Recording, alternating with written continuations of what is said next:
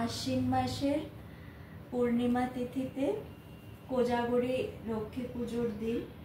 সবাইকে লক্ষ্মী পুজোর অনেক শুভেচ্ছা, অভিনন্দন। তা আজকে কোজাগরী লক্ষ্মী পুজো। তা কোজাগরী কথাটা এসছে যে কোজাগরী এসছে যে রাত জাগার যে কথাটা, সেখান থেকেই এই কোজাগরী কথাটা এসছে। যে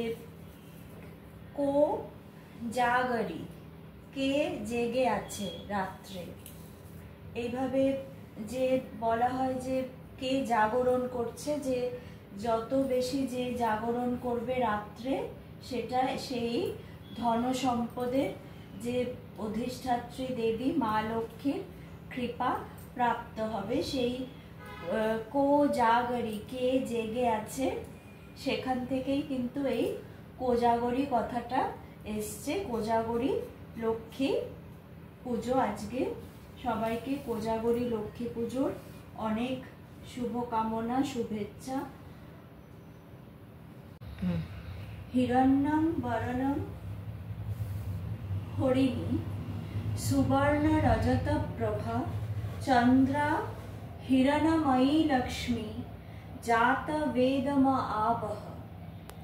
মা লক্ষ্মী হিরণং বরণং হরিণী। মা লক্ষ্মীর কাঁচা সোনার মতো গায়ের রং এবং তিনি হরিণীর মতো চঞ্চলা। তার চোখের দৃষ্টিও হরিণীর মতো চঞ্চলা, তার স্বভাবও চঞ্চলা। এবার হরিণীর দৃষ্টিপাত চঞ্চল, লক্ষ্মীরও দৃষ্টিপাত চঞ্চল। তাকে স্থির করে, তার মতি, তার সবকিছু স্থির করে রাখা কিন্তু খুব কঠিন। আমরা জানি যে লক্ষ্মী চঞ্চলা, সব সময় তাকে ধরে রাখা কঠিন এবং আমরা চাই যে সে সবার ঘরে ঘরে থাকুক, কিন্তু তিনি চঞ্চলা। আর সুবর্ণ রজত প্রভা, সোনার উপর মতো তার গায়ের রং। আর চন্দ্রা হিরণময়ী লক্ষ্মী, চাঁদের মতো তার আভা। জাত বেদমা আবহ।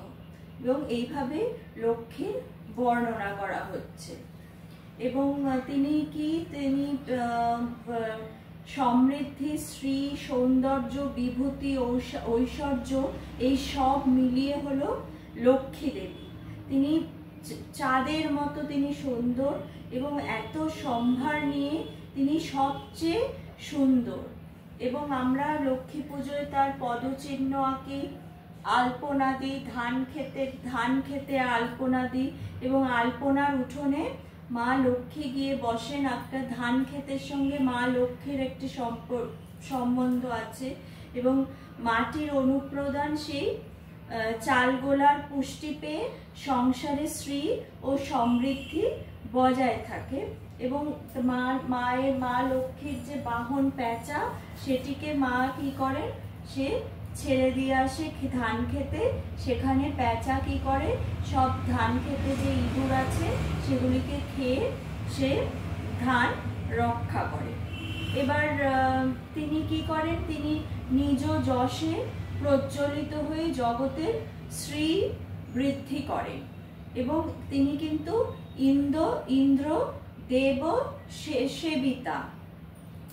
এবার একবার কি হয়েছে, ইন্দ্রর উপর কিন্তু রুষ্ট হয়ে রুষ্ট হয়ে কিন্তু লক্ষ্মী পরিত্যাগ করেছিল। একবার ইন্দ্র বসেছিলেন তখন দুর্বাসা মুনি তাকে একটি পারিজাতের মালা দেয়। এবং ইন্দ্র কি করেন, তিনি